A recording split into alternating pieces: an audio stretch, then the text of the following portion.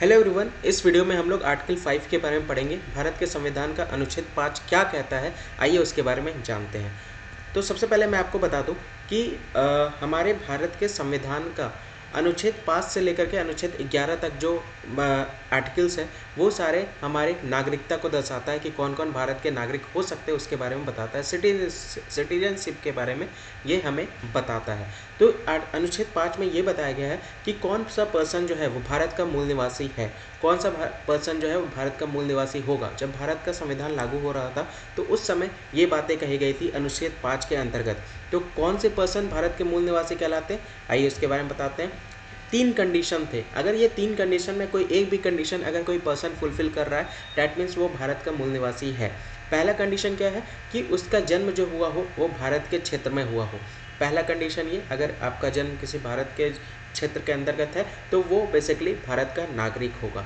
ठीक है। दूसरा कंडीशन ये है कि अगर उनके माता पिता यानी उनके पेरेंट्स की बात कही जा रही है, माता पिता की बात यहाँ पे कही जा रही है, अगर उनका जन्म भारत के क्षेत्र में हुआ हो, भारत में हुआ हो, तो भी उनको भारत का सिटीजनशिप नागरिकता मिल जाएगा। ये उस टाइम की बात कही जा रही है।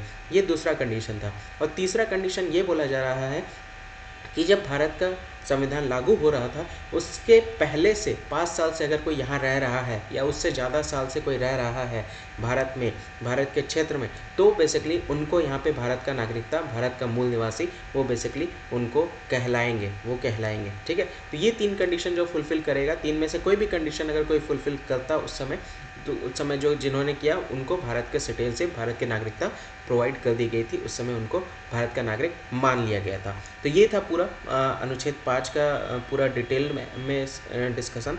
तो आई होप आपको चीज़ें क्लियर हुई होंगी। वीडियो अगर पसंद आया तो वीडियो को लाइक कर दीजिएगा, इसको शेयर कीजिए ज़्यादा से ज़्यादा, ताकि बाकी लोग को भी इसके अनुच्छेद के बारे में सारी चीज़ें पता चल सके। चैनल अगर आपने सब्सक्राइब नहीं किया तो सब्सक्राइब कर लीजिएगा। ठीक है। मिलते हैं अगले आर्टिकल के साथ। Thank you.